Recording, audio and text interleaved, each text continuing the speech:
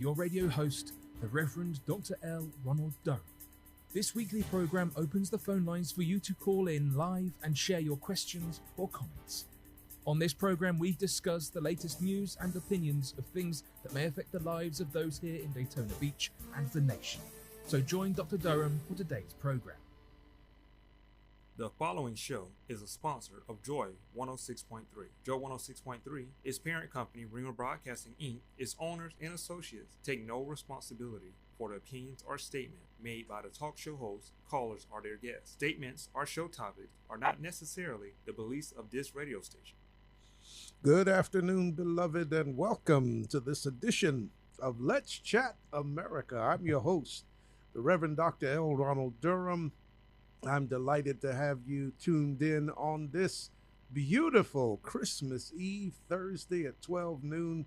If it's Thursday at 12 o'clock, you know what that means. The number one talk show in Volusia County and really across the country is on the air right now. Let's Chat America. I see you all coming in on the Facebook Live feed. We're so happy to have you wherever you are, your home, your automobile, your office. Take a moment and sit back with me today. I've got a great program for you, a great guest. Matter of fact, my guest is on the line already, and we're ready to go. My guest today is Dr. Robert Drummond, and he is an expert on the coronavirus. You may have heard or seen him from the hit series on Bravo TV entitled Married to Medicine. Our program today is going to be all about COVID-19. So sit back, get your favorite beverage, and stay with me for the whole hour. It is going to be something you don't want to miss. Dr. Drummond, welcome to Let's Chat America. Hello, how you doing? Thank you. Thank you for having me. I'm doing well. Thank you for being on the program today. I know it's a little early out there where you are in California.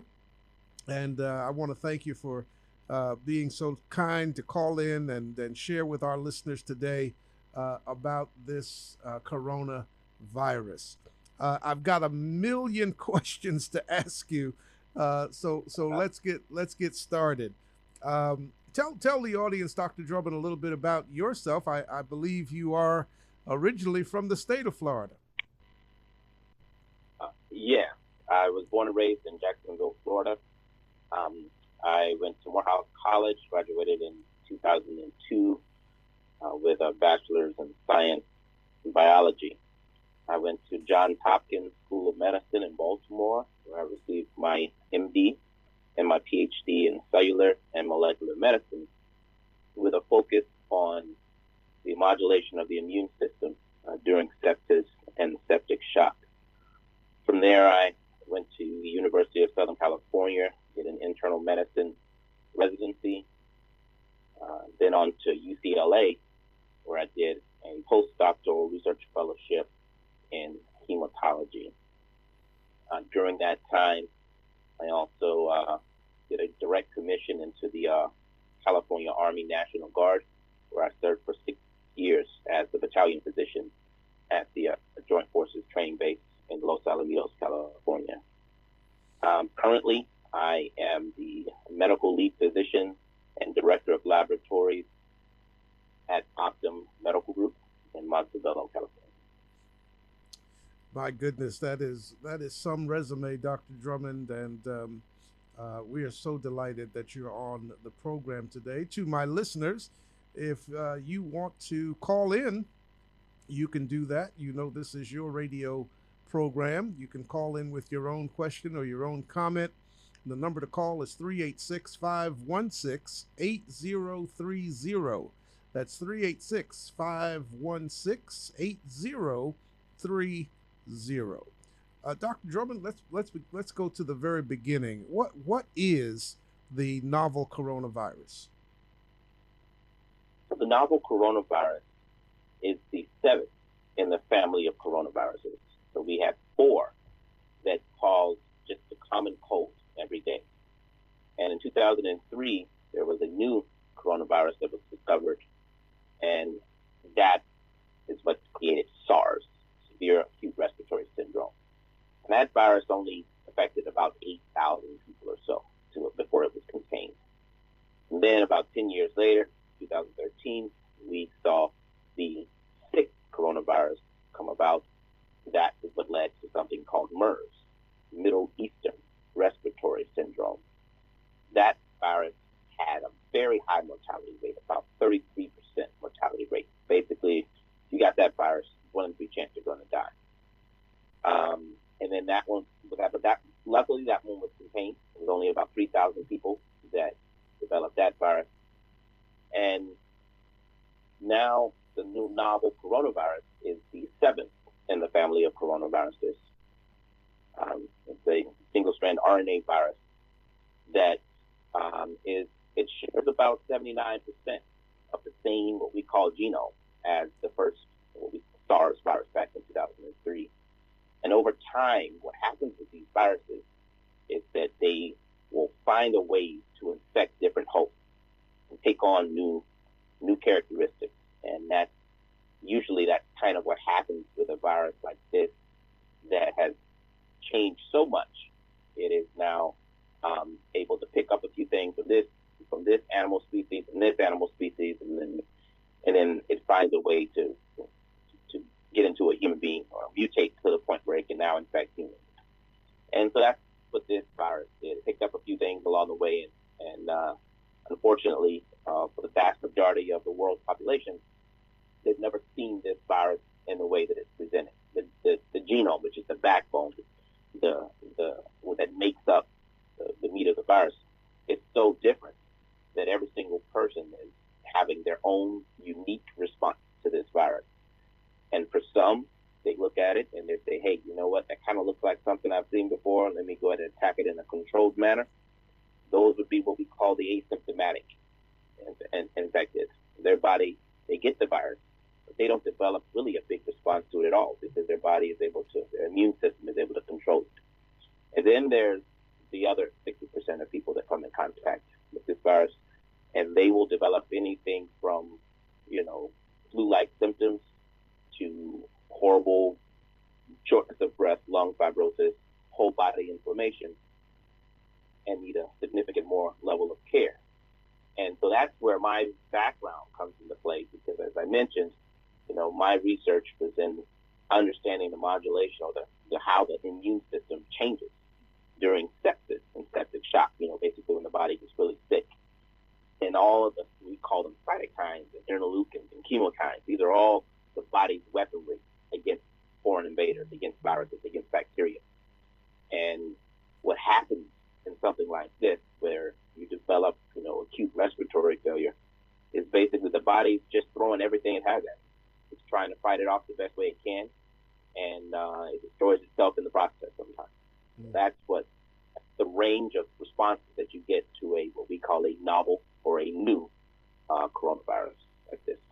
Wow, that is quite the explanation, Dr. Drummond, and I don't think I've heard it explained in that kind of detail on any of the networks that have been, covering what this virus is all about.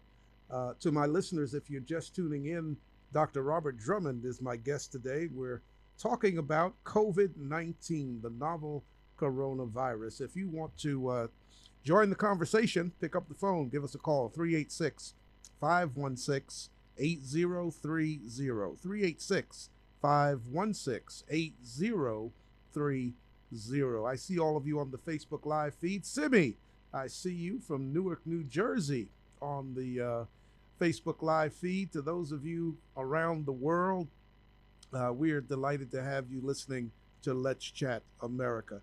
So Dr. Drummond, you mentioned the symptoms. How can a person tell whether or not this is simply the flu that they have, therefore they can go to the local drugstore, get something off the shelf, or if they, in fact, have the coronavirus? So there's no simple way to tell. The symptoms very closely mimic each other. There are some things that happen in some of the patients with coronavirus that don't typically happen in the flu, right? And so the loss of taste and smell happens in about 80% of patients with SARS coronavirus 2 infection. It happens by a different mechanism than what happened in the flu. In the flu and with colds, you just have a congestion. And that congestion blocks the senses. And then when the congestion goes away, the sense of taste and smell comes back. This coronavirus is different. This virus, because of cells it's infecting, actually destroys certain cells.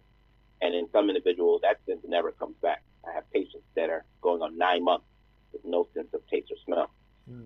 But there's significant overlap in these things. And so there's no way for anyone to just assume that they have one or the other.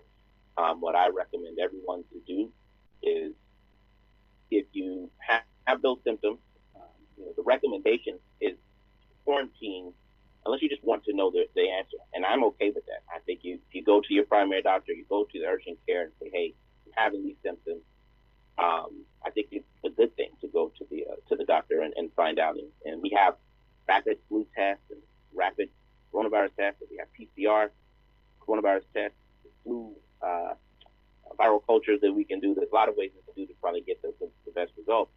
And then what does that result mean? Well, right now, what the Department of Public Health, the CDC, is recommending is, if you have these symptoms at all, you just need to quarantine away from everyone. So you can go and you can get the test result, but what does the test result really mean? Because the answer is probably still going to be you need to quarantine away. What's the reason to go to the emergency room? That's the bigger question. That's the one I want everyone to really remember. If you forget everything else I say, if you develop shortness of breath to the point where it's difficult to have a conversation when you're without stopping, that's the reason to go and go to the ER to both have a chest X-ray and to have your oxygen saturation tested, because that's the thing that's going to let us know whether you're going down a bad path or not. Not the fevers, not the chills, not the body aches. It's the oxygen saturation. And we have a magical number, which is 92%. Once the body falls below that, it can't really use the oxygen. So you're in a downhill spiral from there. So there's no way to tell the difference other than getting tested. If you have symptoms, we want you to quarantine. But if you have really bad symptoms, really bad shortness of breath, go to the ER, get your oxygen checked, central chest X-ray, to see if there's other medications that you may need to be put on that don't, that aren't available over the counter. Because a lot of individuals have what we call a bacterial superinfection on top of the coronavirus infection. You can get a viral infection, and it just makes it easy for bacteria to come in and infect it as well. Wow. So those are some individuals that are being put on to antibiotics and things like that. Mm-hmm. Right? Mm-hmm. Absolutely. I guess the biggest news right now, Dr. Drummond, is the new vaccines that have hit the market. As a matter of fact, I had Dr. Bruce Rankin was on my program a couple of weeks ago, and he is the director over at Axel Clinical in DeLand, Florida, and they were doing the actual trials right here in DeLand for Pfizer. And Pfizer is the first one to have gotten its approval. Moderna is also approved and will soon be getting that one. If the vaccines prevent people from getting sick with coronavirus, can they also prevent people from being carriers of the virus and thereby infecting others? And so that's a very good question. And it's a question that I think I would like to see more healthcare professionals comment on, both online as well as in the media. And so the answer to that is no. We don't think that the vaccine is going to prevent you from being a carrier. But this is why. And I like to, one of the things that I've done recently is I put up a lot of videos on Instagram where I'm breaking a lot of this stuff down in ways for everyone to see. So if you take any virus, you can develop immunity to that virus by one of two ways: by vaccination or by what we call natural infection, right? And so I have two videos that explain that. But what is that immunity doing? That immunity is basically giving you a set of tools to fight the virus off if you see the virus again. That's what it's doing. That's it. It's giving you, that's what your antibodies are. And it's even deeper than antibodies. It's T cells, B cells, a bunch of other specific things. But really, it's just that your immune system is giving you the tools that you need, giving you the weaponry that you need to fight off the virus if your body sees it again. So when we say that you can still get infected, well, absolutely. I mean, if you think about it, the vaccine, it doesn't really put up, I like to use this analogy, it doesn't put up like this imaginary cloak, right, and around you that wards off the virus from being able to enter your body. It's not the way vaccines work. The virus can still, if you come in contact with someone that has the virus, then the virus is still going to try to, land on your nose, land on your mouth, start trying to get in and replicate again. But this time, it's going to be met with a whole lot of weaponry that's going to stop it in its tracks, right? But in that process, which may be 2 or 3 days, when your immune system sees it and starts to get it under control, the virus is in you, and you may be able to, again, the virus is now realizing like, oh my gosh, this person is protected. I got to get out of here. I got to go somewhere else. And so it's quickly trying to survive. And what does it do? It jumps into someone else, right? That's a possibility, absolutely. And when you look at the results of both the Moderna and the Pfizer vaccine trials, they were very specific in stating that it looks like these vaccines have, around 95% efficacy at preventing infection, okay? Which means clearly 5% people probably still got infected, even though they had the virus. Had the vaccine. So 95% efficacy in preventing infection, with 100% in preventing severe COVID-19. And then that separation that I've tried to, once again, educate people on and understanding. SARS coronavirus 2 and COVID-19 are not the same thing. They should not be used interchangeable. SARS coronavirus 2 is the virus, just like HIV is the virus. COVID-19 is the disease, just like AIDS is the disease. Okay, and so you can get HIV but not develop an AIDS. You can get SARS coronavirus infection but not develop into full what we call severe COVID-19. So the vaccine, as well as natural infection, are both going to give you immunity. They're going to give your immune system a chance to make sure that you don't develop the severe COVID-19. But yeah, you can still possibly get an infection, and you can still possibly transmit it to others. And that's a very key point that we have to remember, that these vaccines are not magic bullets. And that's why we still want people, even if they get the vaccine, even if they have been infected, we still want them to wash their hands, wear their mask, and social distance. We don't want them to turn into asymptomatic spreaders. Absolutely. And that is really critical. And I'm so glad you brought that point out, because I think people are kind of thinking, well, once I get the shot, I'm back to normal. I can take off my mask. I can get around people and crowds. But that's really not the case. Still going to have to follow these protocols. And absolutely. Yeah, that's very important. Yes, until we get this virus completely under control, which point where we're no longer really having these, we're no longer having these small outbreaks and rises and increases. We need this virus to basically have no significant number of hosts with which to infect, invade, and spread. Right. And once we get that under control, then we can possibly go back to that. Absolutely. 386-516-8030. That is the live call-in number, 386-516-8030. We have a caller on the line. Caller, welcome to Let's Chat America. You have Dr. Durham and Dr. Drummond. What is your question or your comment? Okay, I have two questions. First question, if you work closely with other employees, can just wearing a mask help you from contracting the virus? And my second question is, can we get the information on the Instagram? That way we can follow the updates that the doctor is giving online. All right. Dr. Drummond, did you hear the two questions? Yes, I did. Thank you so much for calling in.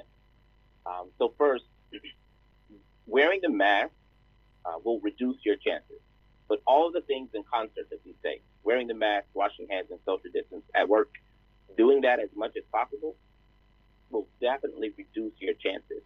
Nothing can eliminate your chances, but it can definitely significantly reduce your chances of getting the virus or spreading it if you happen to be an asymptomatic carrier. So that's the thing. We want you to do all of those three things in conjunction, and most companies are kind of really stressing all three of those. We need to have all three. And then the second thing I would say is in regards to the Instagram, my Instagram is very simple, just at dr.robert.drummond. So Dr. Robert Drummond. All right. Caller, Dr. Robert Drummond on Instagram. You'll be able to stay connected, and when he makes updates to his Instagram feed, you'll be able to be right there to receive those. 386-516-8030. 386-516-8030. Dr. Robert Drummond is my guest today. He is an expert in the coronavirus and COVID-19 information that he's sharing with us today. He is in Los Angeles, California, and that gets me to my next question, Dr. Drummond. There is a report now that a new variant has popped up on the scene. Are the concerns about this new variant really justified? Okay, so the new variant.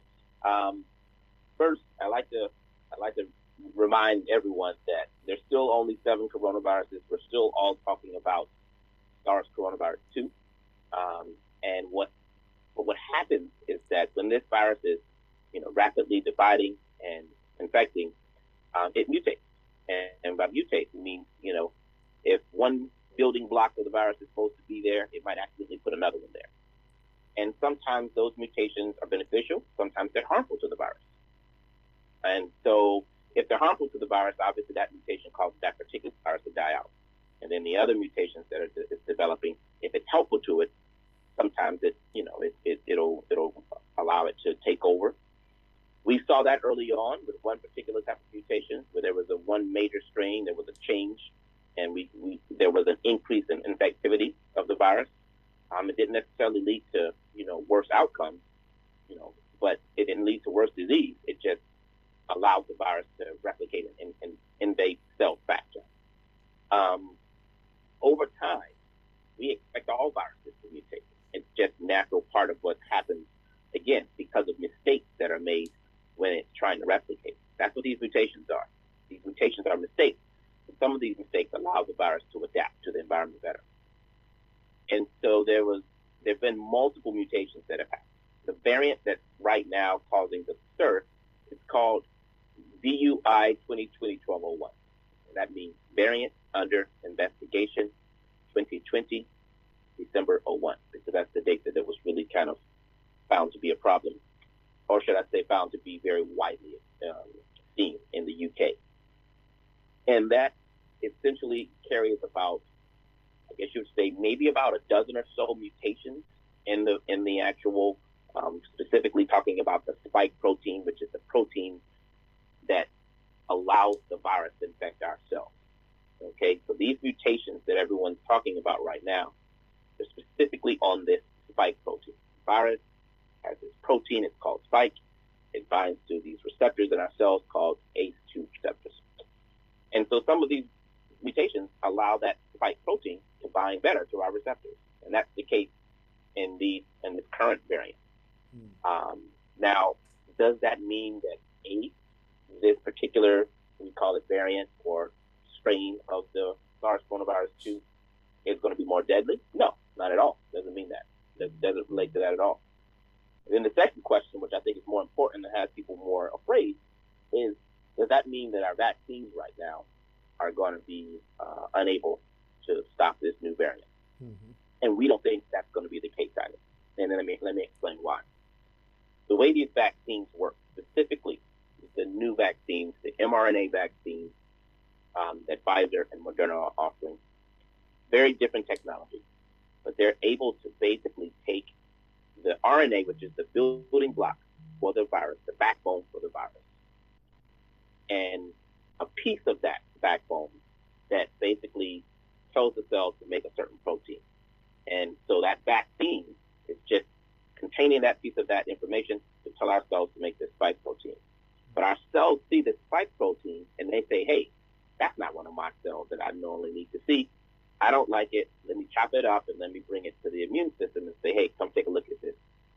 And our immune system says, nope, you're right, cell. That's not one of my normal proteins.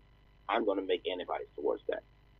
But it makes thousands of antibodies towards different chopped up pieces of the spike protein, to the point where right now, even if you have a dozen mutations, there's still thousands of antibodies towards different portions of that spike protein that will allow the antibodies to recognize the spike protein when it tries to enter our cell. So when that spike protein is on top of the virus and the virus comes in our cells, even if it's a new mutated version, you have had the vaccine, your body has not one, not two, but thousands of antibodies, different types of antibodies. Each one is specific. So, if you want to use an analogy, I hate to use analogy when it comes to weapons, but that's what it is when we're trying to fight this virus off. These are all different types of guns, all aimed at the virus. Okay? Not just one type, it's different types. And so it might be, it might be able to get around this type or this type, but the other, 900 are just going to overwhelm it. And so that's what we expect to see when it comes to this vaccine. We can't predict it. Only time will tell. But there's nothing that we've seen so far that makes us think that the thousands of different types of antibodies that your body is making towards this spike protein that's on the outside of the virus, there's nothing to make us think that that's going to be ineffective. We think that that's still going to be effective against it. And we'll see that play out over time. Well, that's certainly good news, and I think that's certainly been a concern that people have had when the variant issue came out. Would the Pfizer and Moderna vaccine be something that could fight against that in the new form? We do have a caller on the line. Caller, welcome to Let's Chat America. You have Dr. Durham and Dr. Drummond. What's your question or your comment? I noticed that the CDC is recommending that people who have already tested positive for the coronavirus is still recommending that they be vaccinated. Just wanted to get his opinion on that. Okay. Doctor, did you hear that question? I did hear that question. And caller, thank you so much for that question. I get that question a lot. I hear that question amongst some of my colleagues in medicine. And this is my response to that. I understand why the CDC guidelines are saying that. I understand their reasoning. Their reasoning is they believe that this two-step, and remember, the vaccine is a two-step approach. They believe this two-step approach, separated by 3 or 4 weeks, is going to provide superior immunity to what many individuals have as natural infections. Now let me explain why. Remember, I said that 40% of, and I may not have said it earlier, 40% of the patients that come in contact with this virus, they're gonna be asymptomatic. We've never really had a pandemic virus that has asymptomatic, have individuals that are asymptomatic like this. So what we don't know what exact type of immune response those individuals had towards this virus. What we do feel is that those that had severe COVID-19, moderate to severe COVID-19, all of the symptoms, the loss of taste, smell, headache, fever, body aches, etc., we feel they mounted a very strong response. Is that going to be enough, or is that going to be superior to the vaccine? The jury's out on that. And so because the jury's out on that, the CDC is erring on the side of caution and saying, hey, even if you tested positive, we don't know exactly how strong your immune response was. We still want you to go ahead and get this two-step vaccine approach. Now, I'll give that. Now, I'm going to tell you why. But That's why the CDC is saying it. What does Dr. Robert Drummond say? I say that individuals like myself, who I had COVID, I had what would probably be classified as moderate COVID-19. I was out of work for 3 weeks, short of breath, fibrotic, pneumonia, etc. And so I feel very strong about my level of immunity. I feel that individuals like us can probably wait and let the individuals who need it, who don't have any measure of protection, get the vaccine first. I think that's the right thing to do from a bioethical perspective. In a limited supply of vaccine, give it to the people who need it more.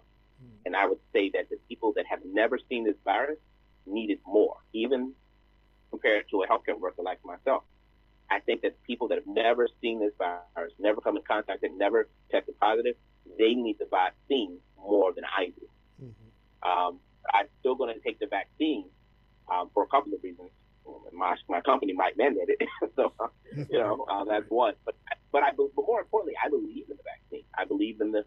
I understand the technology. I've done some informational videos about that, about the 30 years that it took to get here. This was not done overnight. It took a long time to perfect this mRNA technology, and so I believe in it. Okay. And so I'm still going to get the vaccine, but I don't think I need to be in front of the line of individuals who are home, who haven't been literally home quarantining, as we asked them, for months now, haven't seen their family, have no measure of protection against this virus. I think they probably need it first before those of us that have had COVID-19 get it. That's my personal opinion. That may differ from, the CDC and Sanjay Gupta or whoever, but, that's my personal opinion. Well, that was an excellent question. It is 32 minutes past the hour if you're just tuning in. This is Let's Chat America here on Joy 106.3 FM. This is Daytona's favorite gospel station. My guest today is Dr. Robert Drummond from Los Angeles, California, originally right from Jacksonville, Florida. If you watched Married to Medicine, that series, he was on there, and he is my guest today. We're talking about COVID-19. If you'd like to join the conversation, pick up the phone, 386-516-8030, 386-516-8030. We see all of you on the Facebook Live feed, Jay Music, Edward Barnes, Aaron Townsend, Lynette. The list goes on and on from all of you who are watching us on Facebook Live. Cynthia, my cousin, is on the Facebook line. Ashley from Fort Myers, Florida, is on the Facebook feed today. We're so happy to have all of you. Dr. Drummond, multiple companies have made the vaccine, Pfizer and Moderna. We've got Johnson & Johnson around the corner. If you get one vaccine, but a more effective vaccine comes out later, can you get more than one COVID-19 vaccine? So, well, one, let me start off by saying, again, understanding these vaccines and seeing how things are playing out, I can honestly tell you, I don't think we're going to see anything more effective than Moderna and Pfizer. I think that those vaccines and those results may end up being the most effective. 95% efficacy is hard to beat. And for those that don't understand what that means, compare that to the influenza. The influenza vaccine every year has about 30 to 60% efficacy. Okay, so this 95% for a seasonal or for a virus like this is just, it was unprecedented. I think it even shocked the investigators. Now, the opposite of that is what we're seeing happening, right? The AstraZeneca vaccine, that's another company, completely different technology, based off of what we call an adenovirus vector. But in any case, Dr. Drummond, hold your comment, Doc. We've got a caller on the line. Let's get this caller in. Caller, welcome to Let's Chat America. What's your question or your comment? Hi. I just want to know, what do you recommend everyone doing to stay safe during the Christmas holidays with the whole pandemic going on? All right, Dr. Drummond, how can we stay safe during the Christmas holidays? Thank you so much for that question. The first thing I'm recommending is for folks to not travel. I know that doesn't sound great. It's not what people want to hear, but you have to understand that everything that's seen for the last 2 weeks is due to the Thanksgiving holiday. This is a result. Thanksgiving was the worst type of super spreader event you can imagine. People coming together from across the nation or across the world, sitting down together, eating together indoors, then going out and spreading whatever they got from each other everywhere else. We knew it was going to be an exponential rise. We actually expect the same thing to happen about 10 to 14 days after Christmas, and then another 10 to 14 days after New Year. So unfortunately, we know it's going to happen, and that's why all of our advice is, please, this may be the only Christmas, but let it be a Zoom Christmas. Don't travel. If someone says, sorry, Doc, I hear what you're saying, but I'm still going to travel, then we would urge them to try to limit the number of individuals that are in the household that are coming together. We want to limit the number of families that come together, because each one of those families could separately have a virus, or one of them, and that one could affect all of the others, right? So you want to limit the number of different households that are coming together. And then if possible, practice those same social distancing, hand washing, mask wearing when you're there with family.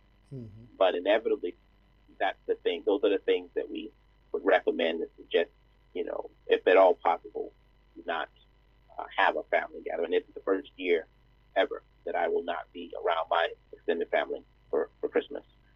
First year ever that I wasn't around them for Thanksgiving and Christmas. Wow. So it's a sacrifice that I'm not being a hypocrite. I'm not saying do one thing and doing another like some of these politicians that I see doing. I think we all need to understand that these family gatherings during the holidays in the middle of a pandemic are the absolute worst things that we could be doing. Absolutely. All right. Well, caller, thank you so much for calling in. Stay safe out there and keep listening to Let's Chat America. Okay. Just to follow up on that. I'm sorry. So just to follow up on the question I was answering before the caller chimed in. So if a new vaccine, you don't want to mix vaccines. They're going to want you, because again, remember, most of these vaccines and all the ones that are out and they're about to come out, they're all two-step vaccines. Mm-hmm. And folks ask, what's in the vaccines? Why are there two steps? Those that have been immunized against hepatitis A and hepatitis B are used to that, right? There's two parts to the hepatitis A vaccine, separated by 6 months. There's 3 parts to the hepatitis B vaccine, because that's what we've seen, that you need to hit the body and then hit it again with a booster in order to get maximum immunity. So you don't want to mix vaccines. If you start off with Pfizer, you want to end with Pfizer. If you start off with Moderna, you want to end with Moderna. If you get one, can you get another one? Yeah. I mean, you can. It's not recommended. It's not recommended because, again, the whole purpose is to really, we're trying to give everyone's immune system a fighting chance against the virus in case they come in contact with it. And all of that, when that happens, the virus just doesn't have enough human reservoirs to live in, and so the virus dies out. So getting vaccinated that's the way vaccinations work. I don't advise anyone to go and get another vaccine just because another one comes out that may be more efficacious. And so that's kind of my advice on that. All right. 386-516-8030. Join the conversation with myself and Dr. Robert Drummond from Los Angeles, California, who is my special guest here on Let's Chat America. Pick up the phone, dial those 10 numbers. I'm going to have them for just a few more minutes. 386-516-8030. Dr. Drummond, in the African American community, there is widespread concern about taking the vaccine. Of course, we know about the Tuskegee experiments and other things that have happened to our community in particular. What would you say, if you could talk to my audience about their concerns out of the Black community? Thank you for that question. So, I understand the concerns, and I empathize with the concerns, and they're real. They're real. I posted on Instagram this morning about, something that just happened recently with an African American physician who was, not treated appropriately. had COVID-19. She put her video up, and it went viral, and unfortunately, she passed away. And I think there's a question of whether or not there was some racial bias going on there. So whether we're talking about the Tuskegee experiments of, from 1932 to 72, or we're talking about, Henrietta Lacks and, medical research community using her cells without her permission. Those are issues of informed consent and of medical ethics. And because of those things, the medical research community is basically, it's looked under a fine-tooth comb by even separate. So if you have a trial, there's a separate and completely independent safety and data review board that are in no way affiliated and are looking for reasons to shut your trial down. That's the best way to put it. They're looking for anything that you have to be on the up and up. But I get it. I totally get that the African American community is just not a fan of the medical research community. And being a part of the community, that's why I took it upon myself and have really urged some of my other physicians of color to join the fight in just educating our people. People are afraid of what they don't know. And for me, even as a practicing physician, I've always taken the stance that I think my patients are smart enough to understand that you being the doctor, you got to put it in a way that they can get it. Right. And so my video, too, I'm teaching, I'm breaking things down. But I also don't urge and don't push the vaccine from a perspective of, a patriarchal, I'm standing over you, I'm the doctor, do what I say. Like, no, I'm recognizing, I'm empathizing with the concerns. I tell patients I want you to, do natural substances to help your body. I want you to take zinc and vitamin C and vitamin D, drink lots of water, diet and exercise. Those are the things I want to do. Have nothing to do with a pharmaceutical company, right? I want patients to give themselves a fighting chance if they decide not to take the vaccine. But I do want them to know about the vaccine and understand it and allow them to make an educated decision. So that's my approach to, the African American community. It's really one of, again, being part of the community, understanding the community, understanding the history, understanding that even though we've, made a lot of changes, we, meaning medical research community, has made a lot of changes to prevent those kind of things from happening again. I still understand that, my people are looking at the community with a side eye. They're looking at the medical research community and like, I still don't know about that vaccine. I don't care what kind of changes you say you made. And so I get that. Yeah. I respect it. I don't belittle it, and I don't undermine it. And I'm not condescending towards it. And I really try to urge a lot of my fellow physicians to take that same approach and just do explaining. And the more explaining, the more people know, the more people are less afraid, and the more people may be willing to do some of the things that we need, right? There's people complain about there was only 9% of African Americans in the trial, but then we don't go out and volunteer for the trial because we don't trust the medicine, trust the science. And so we have to at some point make sure that we as physicians, especially physicians of color, are doing our job to educate, comfort, and inform our community so that they will participate in trials so that we can feel like we're a part of this process. Yeah, and that's certainly been my sermon here over the last weeks and months when the vaccine was being prepared. The seeing someone that looks like you, who is a medical professional, our clergy, our leaders in the community, those are the voices that I think are going to be hopefully helping tremendously in the African American community for us to get this virus, because we do have to get to that place at some point where we have that herd immunity across the country and in every community, so that we can get past this and get back to, I don't think we'll ever get back to normal as we knew normal, but I think we'll at least get to the place where we can get together, have gatherings in our churches and stadiums and other places. And that's what we're all hoping for. We all want to get back to, we're bred to be social creatures. It's in our DNA, I think. And so we want to get to that as quickly as we possibly can.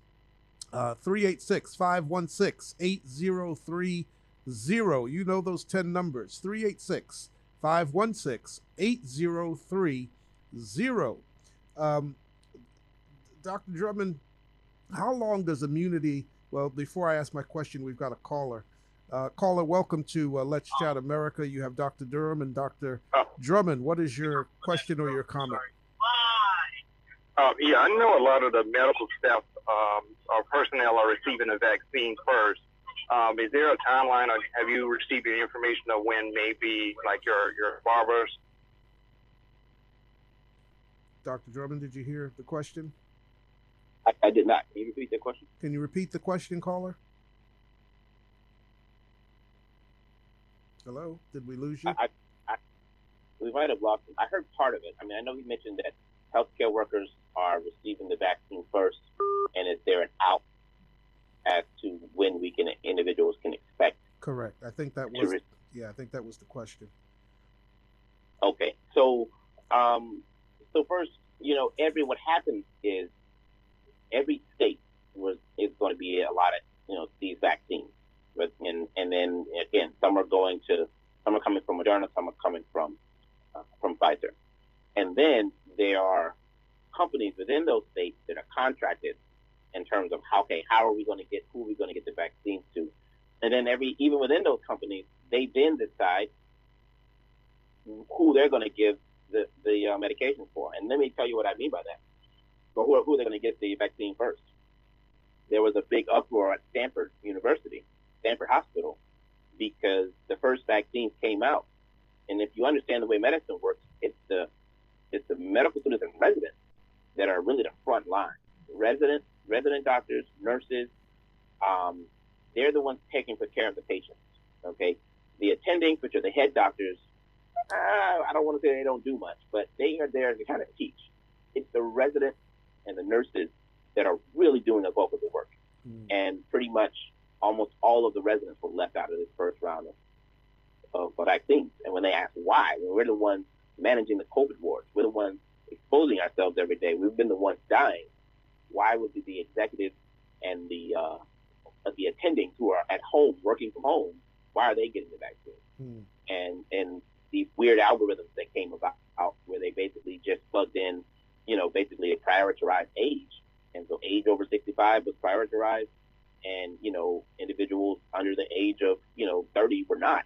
And that's the majority of the residents. And so the residents didn't get it. And so I just say that to say that even amongst the healthcare, even amongst different institutions, there's no set way on how they're distributing this vaccine. It's really, I don't want to say chaotic, but it's pretty chaotic at this point. And so until the fervor dies down a little bit, we have no way of knowing. An example, my company hasn't even offered to us yet. We probably won't get it until next year sometime, so January. Right. So it's just, everyone needs it right now. It's pure supply and demand, and there's only a limited supply, and the demand is huge. And every company, every state is managing on their own who they're going to give the vaccine and what order. Yeah, that's so true. And every state is going to be different, so you're really going to have to just follow the news in your particular state, your region, to see when that vaccine is going to be available to you in whatever demographic or age group you might fall in. Dr. Drummond, my next question comes from my barbershop. We were having a raging debate when I got my haircut last week about COVID-19, and the question was, can you get COVID-19 through sex? That's actually a very good question. Of all the questions I've gotten, I actually haven't gotten that question yet. So Okay, I'll say this. Okay. Well, that's why, the barbershop is where you get all these kind of questions. That's the real source of questions, right? Absolutely. Yeah. And so I say that, from my understanding, the virus, not only is it invading your body through multiple ways, but it can be shed in multiple ways also. And so one of those is going to be through the GI tract. Okay, so that's from your mouth to the anus. Okay, and so it's actually shed and found in pretty significant concentrations in the stool. Okay, so you can definitely find the virus there. I think that you can assume that if you can get the virus from hugging, then you can get it from sex. Because most people there's some hugging involved there. So so the mechanism and the specific mechanism, we don't need to get into detail, but I would say for the short answer to that is yes. Mm-hmm. Yeah. That's kind of that's what our conclusion came to in the barbershop, because certainly if bodily fluids are exchanged, there's always the potential or the possibility of picking up something that that other person is carrying. Yes. Dr. Drummond, I wanted to keep you just for a little while longer, if I could, if you had a minute, because I wanted to ask you about California. California seems to be the epicenter right now of the new wave of infections. Can you kind of walk us through what steps are being taken in hospitals to deal with the influx of patients that you all have there now? My understanding was, I think I heard this morning that Los Angeles, where you are, deaths are somewhere right around 40 people per day in Los Angeles. Am I correct? Yes. So we're in a bad situation in California. It's just a matter of patient population. We're rapidly approaching where New York was at the beginning of the pandemic, from the perspective of we have no more resources, our ICU beds are full, and so you're going to start seeing a significant number of deaths rise because of that. We don't have anywhere to put the sick people. We don't have anywhere to give to someone. You need an ICU in order to intubate them. If you have no ICU, if you can't create a makeshift one, then that person is going to pass away. The sad part is there are going to be a lot of non-COVID related deaths as well. If you have a heart attack, you can't get an ICU bed, you're going to probably pass away. Mm-hmm. If you have a gunshot, you can't get an ICU bed, you're going to pass away. If you have a complication from surgery, you need an ICU bed, you can't get it, you're going to pass away. Mm-hmm. These are all deaths that are going to rise because we have no more ICU beds and because the hospitals are pretty much full. So there are plans to try to build these makeshift hospitals and basically take parking lots. You turn them in the same way we do in the military, and you basically turn it into like a field hospital. And you run generators, and that'll give you your ability to do everything that you need to do in an ICU. There are some places around the country that have taken parking garages. They said, all right, we're going to take this whole floor of this parking garage. It is now going to be a new ICU. Mm-hmm. Right? Those are things that they're doing in real time. But in terms of the mitigation, there's not much more that can happen. Everything here in California is shut down. Restaurants are shut down for indoor dining or outdoor dining. But there's still many stores are actually still open. So we didn't go to like a complete lockdown the way we did back in March. But unfortunately, restaurants, et cetera, are shut down right now for indoor and outdoor dining. And for nail salons and beauty salons and all of those types of places. Right. But those things that we're doing right now is basically trying to make a way out of no way, trying to create new spaces, converting other areas, to COVID areas. That's a big part of things also, converting a normal floor to an ICU floor. Even my company, those are the things that we're doing. We're doing everything we can to keep up with the rising number of tests, the rising volume. Yeah. But it's not easy. Yeah. And I can tell you, most physicians, even though we deal with death, it's not a natural thing to see this much death. Right. I can imagine. And one of my colleagues who's on our Facebook Live feed, J Music Carson, has been hitting me up with several things that are so true right here in Florida. I don't think we're going to be too far behind California. We've got everything open right here. Our governor really doesn't seem to be concerned, and he is a big Trump supporter. So he's trying to placate to Trump rather than doing the kinds of things on a statewide level. If it wasn't for our local governments across the state of Florida, we'd really be in some serious trouble. But locally, we've got mayors and county council members who are implementing at least some local measures to try to keep us masked up and doing the kinds of things that that we need to do. Our parks are open. You heard me say my question came from the barbershop. So those are open. Restaurants are open. Everything is open in Florida, including schools. And I didn't really touch on schools, Dr. Drummond, and I only have you for maybe 2 more minutes. Can you address what we should be doing with our children in school as it relates to COVID-19? That's a question I don't have the answer to, and it's not an easy answer at all, because just as we fear children being a source of possible spreaders of the virus, we also fear the real issues of children being at home, some of them not being cared for at all, abuse rising, childhood depression rising. I mean, there's so many second and tertiary problems that develop from kids being at home. And there's no easy answer. There's no right answer. I mean, every place that's tried to open them up, the numbers just skyrocket and they have to shut them down. There are plenty of states that, opened their, too many other states other than other than Florida. Again, I'll say this as a native of Florida, but Florida's different. Yes, we are different. That's not y'all's fault. It's your government's fault. But Florida's different. Yeah. But tried to open up and try to go to hybrid models, and they quickly just shut it down. It's just too much. Too many people immediately became positive. And so I don't have an answer for that. I wish I did.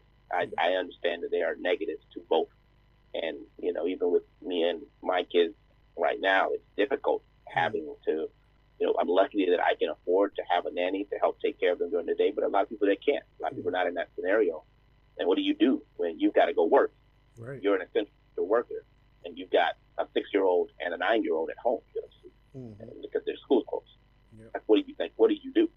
Right. There's no answer to that. Right. And that's exactly what we're facing. Here in Florida. I guess everywhere, not just Florida. We're not unique in that sense when it comes to our children. But Dr. Drummond, I do want to thank you. We're 58 minutes past the hour for spending this time with us here on Let's Chat America. You lit up the phones. People have been calling. And this is a universal concern across the country and really around the world. And I want to thank you for being my guest today. Certainly my prayers are that you stay safe, you and your family out there in California. And I'd love to get you back on. I think this is going to be an ongoing and developing issue for some time. So if you don't mind coming back, we'd love to get you back at some point in the near future. I think we can definitely arrange that. And can I finish by saying one last thing? Sure, absolutely. If you don't mind? Sure. Before a caller came in, you were about to touch on one question, which is how long does the immunity last? And that's a very good question. It's very misunderstood question, even by some doctors. People focus on antibodies, and your antibodies, and the studies show that the antibodies are waning after 90 days. But antibodies are only part of that big immune system and that weaponry that I spoke about earlier. There are other things in the body, we call them B cells and T cells, that are drivers of those antibodies. They're the ones that are leading to the production of those antibodies. But then they have stuff that just kind of sit back and relax in the immune system. We call those are long-lasting cells, right? So we call them memory cells. They just sit back and they relax in the immune system and just kind of hang out until the body sees that virus again. So even when the antibodies go down, those memory B cells and memory T cells are going to be there. They don't go away, and very easily they can be revved up and provide immunity. And that's why even today, 17 years later, when you check the blood of individuals who had the original SARS, you check for the antibodies, you won't see them. But if you take their cells and you give them the virus, very quickly you start to see mobilization of T cells and B cells, and then the production of antibodies, because their body has those cells. So I think that have long-lasting immunity, but regardless regardless of what you hear from anyone on television saying anything different, if they're just talking about anybody, they're only telling you part of the story. We do have memory cells that we think are going to give, and we have a lot of evidence to show they're going to give the longer-lasting protection against this virus. Excellent. All right. Well, Dr. Drummond, thank you so much again. You've been a wealth of information. I've had doctors on this show in the past, and I have to say you're number one in my book when it comes to your explanations, your clarity, and giving us all of these answers that we need to some of these pressing questions. Looking forward to getting you back, but in the meantime, you and your family have a Merry Christmas and a very happy New Year. Absolutely. Same to you and yours. Thank you for having me. Thank you so much, Dr. Drummond. Be blessed. Okay. Bye-bye. All right, Dr. Robert Drummond, my guest here on Let's Chat America. This was an award-winning radio program today. For those of you who hung out with us on Facebook Live, thank you. We appreciate it. We're going to post this on the Facebook page. Please share it so that others can hear this great doctor who shared from a great perspective all of the things we need to know about COVID-19. Merry Christmas. Happy New Year to all my listeners. Lord willing, we'll be right back here next Thursday, 12 o'clock, the day before New Year's. We hope you're going to be here with us as well. God bless you. We love you. Bye-bye. Thanks for listening, and we hope you have enjoyed today's program here on Let's Chat America, broadcast from the world's most famous beach. To request Dr. Durham to speak at your event, please call 386-451-5114. Again, that's 386-451-5114. Tune in next Thursday, 12 noon, for another powerful program hour here on Joy 106.3 FM. WAIGLP, Daytona Beach, Joy 106.3. This is Daytona's station for gospel music on FM at 106.3 and online at joy1063.com. This holiday season, encouraging you to stay safe and healthy as you enjoy your family and friends from WAIG Joy 106.3. My license was suspended because I couldn't afford to keep auto insurance on my car. I only had one drink at the company's Christmas party and left to go home. I had my sleeping medication in my pocket instead of the bottle it came in. And we're arrested! I was confused, scared, and alone. I called One Way Out Bail Bonds and they gave me a ride home when I was released. And I was able to get back to work the next day with no interruptions. You don't have to be a criminal to be arrested. If your friend or loved one is faced with this situation, One Way Out Bail Bonds can help. For more information, 386-214-6949 or Facebook One Way Out Bail. One Way Out Bail Bonds. Tune in to Daytona Beach Radio with your host, the Reverend Dr. L. Ronald Durham. This is the city's most exciting news and information program here on Joy 106.3 every Wednesday beginning at 12 noon. Don't miss it. For more than 25 years, the potential for health improvement is seen with each patient that walks through our doors. Healthcare decisions don't have to be confusing. My husband and I have been coming to Allen Doctors for approximately 10 years, and we have been very happy with them, and we trust them. Island Doctors is a sponsor of Joy 106.3. Island Doctors offers a best wellness program and tours of their facilities. For more information, 877-434-4676. That's 877-434-4676 or islanddoctors.com. Dollar Trend Incorporated, located 1236 8th Street, Daytona Beach in the Derby Plaza. This is a Dollar Plus store and groceries are available as well. Dollar Trend Incorporated is open from 9 a.m. till 11 p.m. 7 days a week. For more information, call 386-872-7792. That's 386-872-7792. Dollar Trend Incorporated. Dollar Trend is now selling African products. Everybody, it's finally here. The much anticipated, bold, and new talk show outside the round table with its colorful host, H.L. Seiler. We hit the airwaves